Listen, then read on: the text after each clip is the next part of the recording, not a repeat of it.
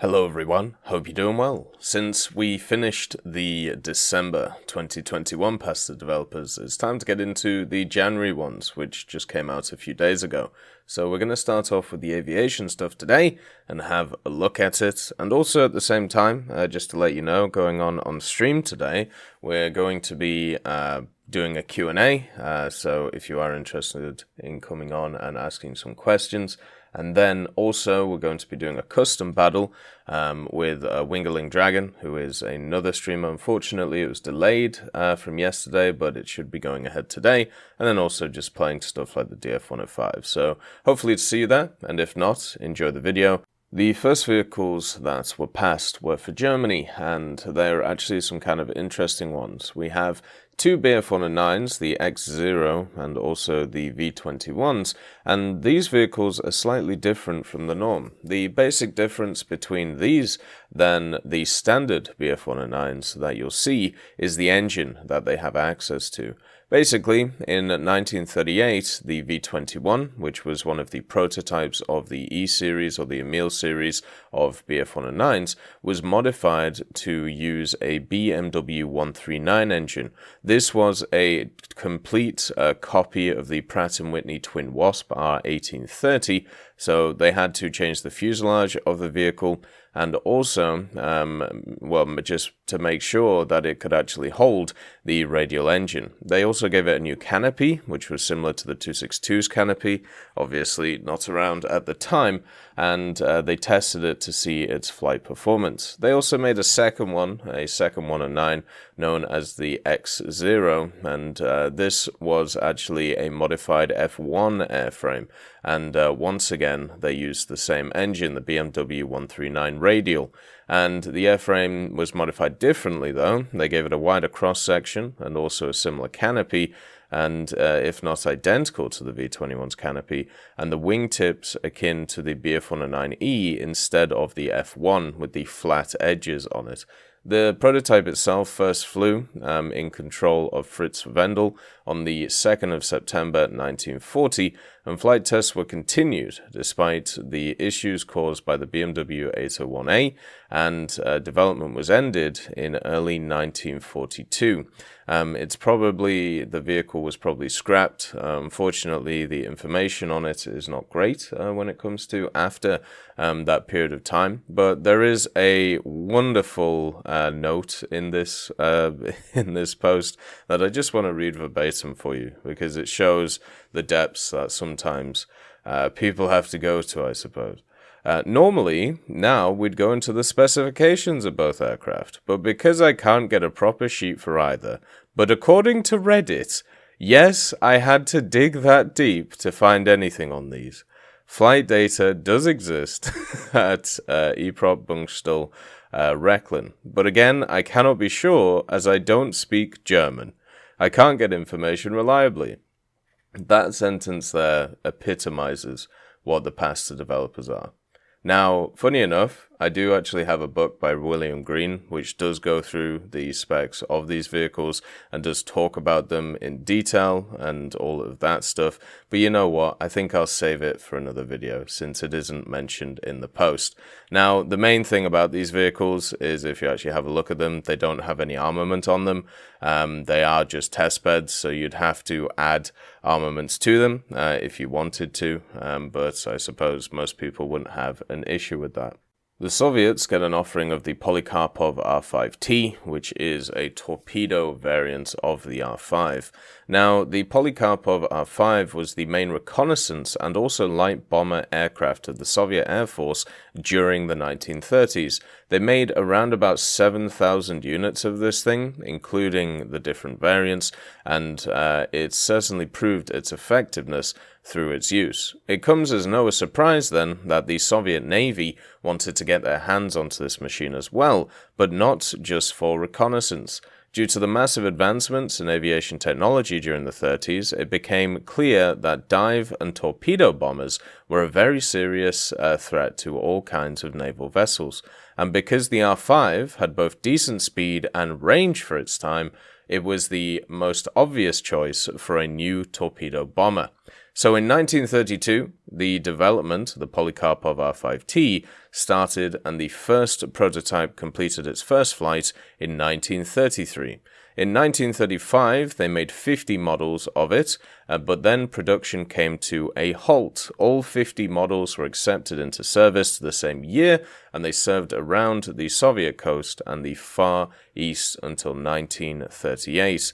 They were mainly used as reconnaissance aircraft, but also saw usage in their intended role as a torpedo bomber.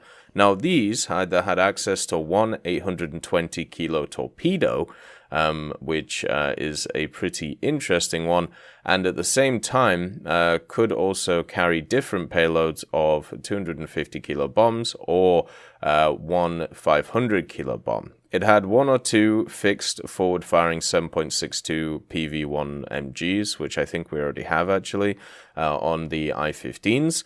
And then also, it didn't have a back gunner, which is odd for the R5s, because all of the other variants did have a back gunner on them. The top speed of this thing with a torpedo, 203 kilometers an hour. So you are speeding through the air in general. And it took the machine 25 minutes to climb to 3,000 meters if it had the torpedo equipped.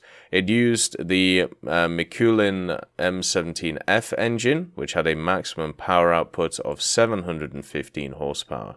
Japan gets a fake aircraft in the form of the Karyū NE-230, which didn't even reach mock-up stage. The only reason that this is actually being allowed to be passed to the devs is because the engines were built previously to the work on this being started, and also since they were never tested, I don't see them as very viable. And also at the same time, the rules around this are nonsense, as I've said many times, but it is kind of how it is when you look at the actual rules of the game itself.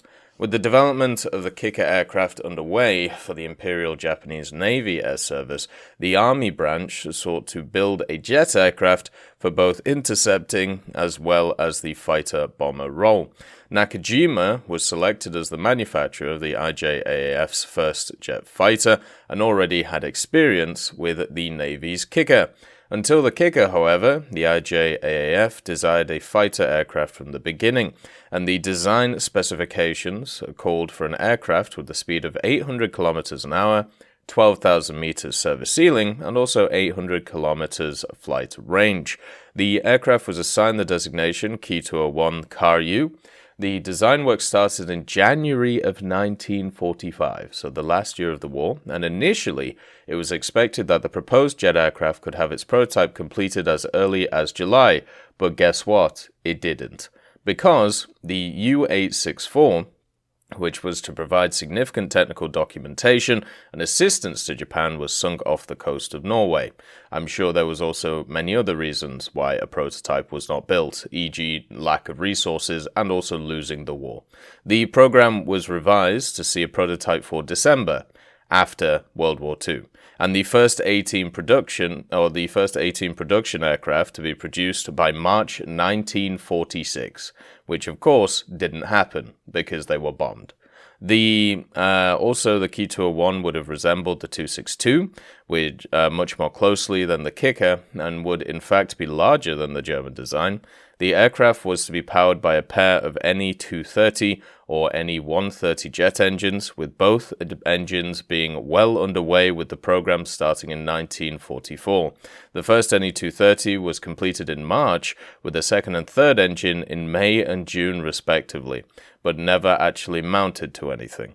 The NE-230 was able to produce 1,951 pounds per force and then 885 kgf of thrust, a substantially more amount of thrust than the NE-20 and intended NE-20 Kai of the Kickers. Very true, but it was never used. The Karyū was the only design the NE-230 was intended for by the end of the war, and now you can see why it wasn't used. The Ne-230s were however lost to American bombing raids towards the end of the war. How convenient. Armament was also to be mounted in the nose, with either a pair of 20mm Ho-5 cannons and a pair of 30mm Ho-155 cannons, or alternatively a set of 4 20mm Ho-5s. These actually existed, so that's good. In its fighter bomber role, the Ki-201 would carry up to a single 800-kilo bomb along its center line, similar to the Kicker, and by June, the basic design of the Ki-201 was finalized, and the following month, wind tunnel scale testing was underway and preparations for constructions were beginning. Therefore, it wasn't built. By the end of the war, in August, work on a full-scale mock-up was only just getting underway. So let's say 10% completed. And manufacture of the aircraft itself had not started. It is extremely likely that had the war dragged on into 1946, with the invasion of Japan through Operation Downfall, that the Ki-201 would have at least graced the skies in a prototype form. That is a ridiculous assertion. And this is why I hate fake history. It's so annoying, because you have stupid statements like that. In a final surprise, the International Christian University of Mitaka, Japan, pieces of the Ne-230 engine were found in 2015. The two pieces were in fact the exhaust nozzle sections of the engine, and the university property was formerly Nakajima Mitaka's Aircraft Research Institute and facility. So as you can see, if this gets added to the game, it would be completely ridiculous. This wing was actually less built than the R2Y2, if you actually want to really put it down and think about it. How... I can't believe this got passed. What an absolute, just stupid move. The Chinese would get themselves a Thunderbolt as well, but this would be the N variant. The Republic F-47N was the final variant of the P-47 Thunderbolt series produced by Republic.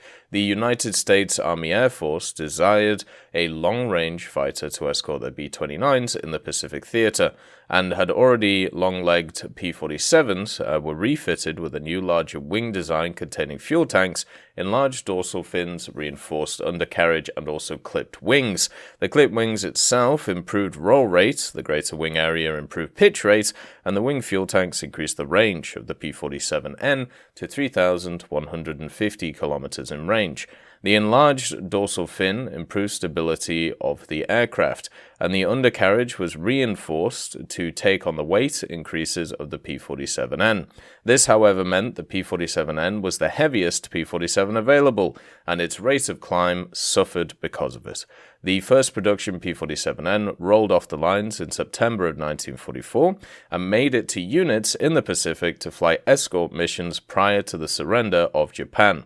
The United States Army Air Force was succeeded by the United States Air Force in 1947, and in 1948 the United States Air Force redesignated all P for pursuit to F for fighter. The P-47N was therefore renamed to the F-47N. By 1949, the ROC was losing the war against the Communist Chinese. The Republic of China's government and military retreated to the island of Taiwan and a few other islands. The US government viewed the ROC as a lost cause and cut off military support, expecting the surviving forces to fall soon. However, at the outbreak of the Korean War, the United States, recognizing the strategic value of the Republic of China's location, decided to reinforce the ROCAF. While the ROCAF was hoping to receive jets to counter the PLAAF's jet fighters, they were instead allocated 43 F-47N Thunderbolts. The F-47Ns were assigned to the 3rd, 4th, 5th, and 11th Fighter Wings, performing ground attack and combat air patrol near Zhejiang Province, as well as Yijingshan and Dachin Islands from 1950 until 1957. Interestingly enough, though, the older P-47Ds in service would retain the P designation, while the F-47Ns kept their rename designations in ROCAF service. The F-47N would see some of the most notable combat in 1954. On the 18th of May, 12 F-47Ns of the 11th Fighter Wing, tasked with an anti-shipping mission, were spotted and engaged by a pair of PLAN escort vessels near the Dachan Islands. The F-47Ns had struggled to find targets due to the heavy rain and low cloud cover, but the PLAN vessels Rujin and Jingu revealed themselves to the flight of Thunderbolts.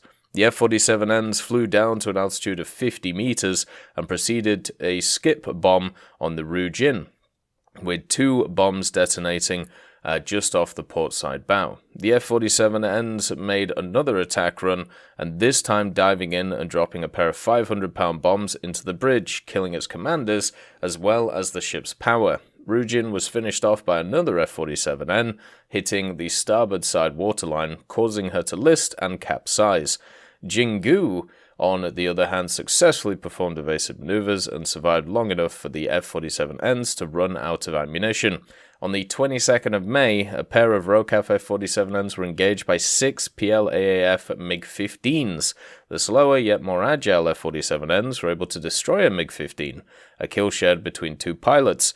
This would remain the only aerial victory for ROCAF's F-47Ns, and only a couple months later, on the 3rd of June, a F-47N was lost to a PLAAF LA-11, followed by another aerial loss to a MiG-15 on the 6th of July. With the arrival of jet aircrafts like the F-84G Thunderjet and the F-86F Sabre, the F-47Ns were relegated to less combat-intensive missions, and eventually retired from service in 1957. During those 7 years, a total of 14 F-47Ns were lost in combat missions, with most of them due to AA fire from either the PLA or PLAN, and additionally, on the 18th of May 1955, an F-47N pilot, Lieutenant Hugh Wei, attempted to defect to the PRC, but crashed on landing at Guangdong. The Italians get another G91 in the form of the Fiat G91 R1B. This is one of the variants that was built for specific purpose. Fiat built 4 G91 prototypes and 27 pre-series machines. Some of the latter served as the G91 PEN for Pattuglia Aerobatica Nazionale in the Frecce Tricolori aerobatic team. The G91A, which had an enlarged wing with slats, remained a one-off and was later converted to a G91 R1. This variant received the characteristic scout nose for 3 Vinton cameras. Fiat produced 22 copies of the G91 R1, as well as 25 G91 R1As with improved navigation equipment, and also 50 G91 R1Bs with modified chassis and reinforced cell. Next came the G91 R3, because France had cancelled the G91 R2 it had ordered, and in Turin, 50 aircraft rolled off the assembly line, while Dornier built 295. The R3 had 2 30mm cannons instead of the 4 machine guns and modified avionics. Fiat then produced 50 units of the G91 R4. It was essentially a G91 R3 with the armament of a G91 R1. The G91 R5 came around, equipped with an enlarged wing, was not realized for Norway. 2 prototypes of the 2-seater G91T were made, 101 G91 T1s and 66 G91 T3s, 44 from Fiat and 22 from Dornier. The last variant of the Gina was a twin-engine G91Y of 67 copies were built, and the model flew in Italy until the 26th of November 1994. The G91 R1B was built and intended to be a CAS and reconnaissance plane for the AMI to carry a wide variety of armaments, including the air-to-ground missile, the AS-30L, to hit armored ground targets. The G.91 R1B was shown with its full loadouts together with the G.91 pre-series at the air shows, but only the G.91 R1B, with its improved reinforced wings, was suited better to carry a variety of armaments to fulfill its role as a better support fighter plane. So basically, it had the 4 50 cals on it, very similar to the R4 that you see in-game, but it could carry stuff like 2 AS-30Ls, air-to-ground missiles, a variety of bombs, and one of the funny ones is it had an armament of one 1,000-pound bomb, but it wasn't mounted centrally, it was mounted out on the left wing, so that must have been an absolute annoyance to try and fly. The Invader gets passed again, the A/B-26 Invader, depending on which part of history you want to talk about, but this time it's passed for the French, so, that's pretty cool, I suppose. We've had so many variants of this passed in so many different forms, because obviously it was used quite heavily by the Americans and also farmed out to other countries.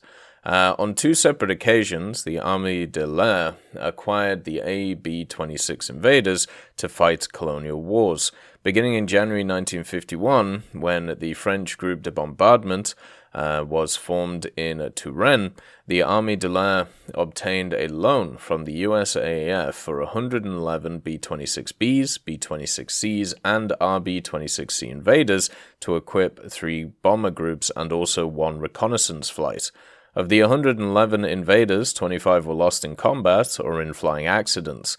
One of the Invaders was purchased by the French government, and the remainder were returned to the United States when the French left Indochina in 1954.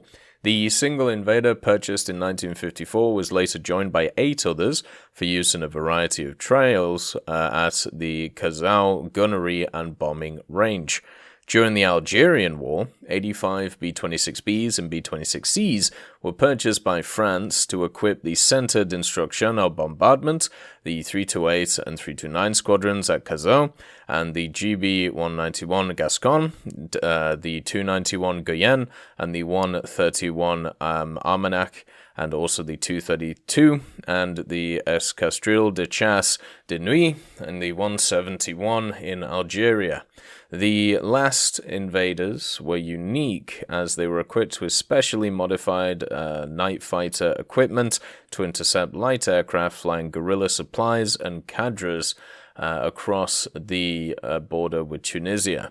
These modified Invaders were fitted with a dielectric radome housing a 1 Mark 10 radar taken from surplus British Gloucester Meteor NF-11s and were armed with additional twin 12.7mm heavy machine gun pods under the wings. The Invaders remained with France until 1968 when they were scrapped or sold. So you could technically have slightly different versions of the B-26, which of course we know in game as the A-26, so don't confuse it with the other B-26 because nomenclature isn't important to America and was changed a lot after World War II when they were restructuring everything. So yeah, this vehicle should be very similar to the ones we have in the American tech tree, but at least one version would have additional armament. The Swedish get past the B-17C. We already have the B-17A and B in the game, so I'm sure eventually we'll get the C. The C was the third in the line of its series and the final one to be developed as a bomber. During the modification of the B-17A to the B-17B, a weaker engine was used out of necessity, as the stronger SFA STWC-3 wasn't able to be shipped in the numbers they needed.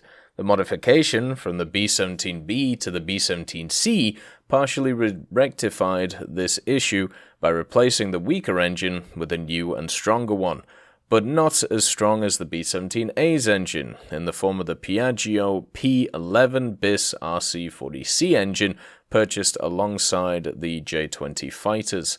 The aircraft saw service within the same wings as the B-17A and the B-17B did, the F-4, 6, 7, and 12, and its service life was uneventful, aside from 15 of them being loaned to the Danish Brigade in 1945.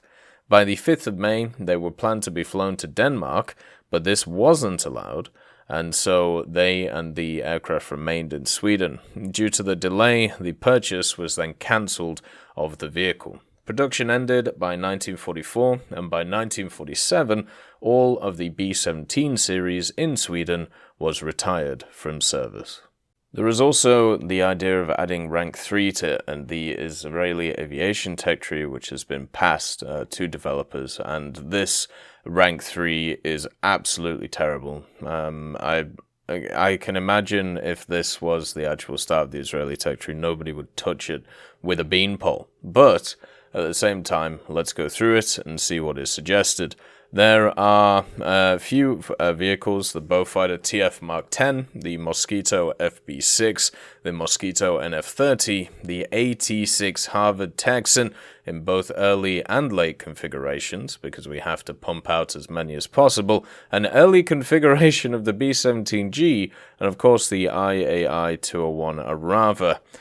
So what we're looking at here would be 6 researchable vehicles, and the premium one would be the only unique one, the Arava. So let's go through all of the different vehicles. The Beaufighter TF Mark 10 is a British medium bomber, of which 4 examples served in the Israeli Air Force during the 1948 Arab-Israeli War. In the Israeli Air Force, it served with an armament of 4 20mm Spanos and an assortment of bombs. So, pretty similar to the standard Beaufighter. I don't know if it used any torpedoes, though. The Mosquito FB Mark 6 obviously is already in the game, and also it was the main fighter-bomber variant of the Mosquito, which was produced and was subsequently the main combat Mosquito in the Israeli Air Force inventory, and one of the most significant assets of the Air Force from the early 50s, seeing the peak of its service during the 1956 Suez Crisis. In terms of armament, it would be the same as the British one, only lacking the larger rockets such as the Uncle Tom's, which the British one used. Then you've got the NF30. This was a night fighter variant of the Mosquito, of which roughly 12 examples were purchased by the Israelis from France. The variant is notable for its stronger Merlin 76 engines, radar, and also lack of secondary armaments, with it only carrying 4 20mm Hispano cannons. These Mosquitoes arrived in Israel in pretty bad shape and without the radar installed. As a result, Israeli technicians worked hard to try and restore these Mosquitoes to a usable state, which resulted in a slight modification seen in 6 of the Israeli examples, where they were fitted with an American AN/APS-4 radar, housed in an AI-10 radome. Work on these Mosquitoes, restoration to a serviceable state, continued for 2 years, until it was deemed that it was a lost cause, as the APS-4 radar wasn't very good, and the new radome installation disturbed the airflow to some of the radiators, which caused the engines to overheat. Nevertheless, it could still be a modification that we could see in the tech tree that would be unique. The AT6 Harvard was a trainer. It was used occasionally by Israel as a dive bomber and as an attack aircraft. The specific configuration is the earlier one, used during the 1948 Arab-Israeli War as a dive bomber, where the Harvards were equipped with a pair of machine guns whose caliber could be either 50 caliber or 7.62mm, and 8 50-kilo bombs on the wings. Then you have the late variant from 1956. This was used in the Suez Crisis as an attacker, and it would carry a single 7.62mm machine gun, and also the option of carrying 80mm hollow charge rockets, in addition to the usual bomb loadout of 50-kilo bombs. Then we have the B-17G Early from 1948, This was a vehicle which was actually from Czechoslovakia. It was a rush configuration made by the Israelis with the help of the Czechoslovakians to make the B-17G serviceable in time for the 1948 Arab-Israeli War. Originally, the 3 B-17s Israel acquired arrived in Czechoslovakia devoid of all turrets, armaments, or necessary instrumentation to bomb with. While the B-17Gs were parked in Czechoslovakia on their last stop before being delivered to Israel, they were fitted with a low-caliber set of machine guns, with sources debating between the machine guns either being the German MG-34s or the Czech V237s, with 2 guns for the waist openings, 1 per side, and 2 guns improvised to fit in the rear opening of the aircraft despite the lack of a turret. The B-17s were refitted with bomb racks, both in the bomb bay and outside on the wing roots, which carried German 250 kilo and 70 kilo bombs, with the standard loadouts being 4 250 kilo and 8 70 kilos. Additionally, these B-17s were fitted with unusual equipment for the airframe, as the bomb sight, for example, was of German origin. These B-17Gs, mashed up with various German and Czech technologies, went on to take part in the 1948 Arab-Israeli War, successfully causing significant damage to enemy forces and surprising the Arab leadership as they bombed Cairo and also Damascus.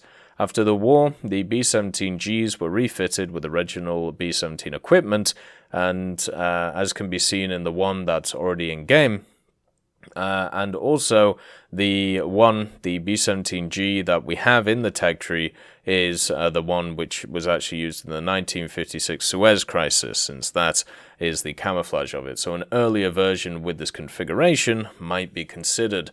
Then you have the IAI-201 Arava. This was an STOL military transport variant of Israel's first domestic aircraft ever produced. While this aircraft was not originally designed for combat, it did feature some armament options, including a pair of 12.7mm guns, a rear gunner with either a 7.62 or 12.7mm gun, and rocket pods carried under the fuselage. Due to the fact that it was only used with armaments by export customers, it would, and that it's an odd fit as it's an aircraft developed in the 70s, that is why it is placed as a premium in this version of the Rank 3 Israel. I really hope this Rank 3 never comes to the game. There's already going to be enough aircraft or enough issues for Israel Aviation to get off the ground. I don't want more standing in its way. As always, I hope you have a wonderful day, and I will see you next time. I'd just like to thank Professor X 1718, Orange Tail, Sakoshi Tiger, BRFC 15, Teddy, John Ryman, Universe A, Eugens Terry, Ambrosius McClellan, Daniel Stanton, Martinez, B. Young, and then Kyle Kin, Barine, Lafouche, and also Samuel Slick for supporting the channel.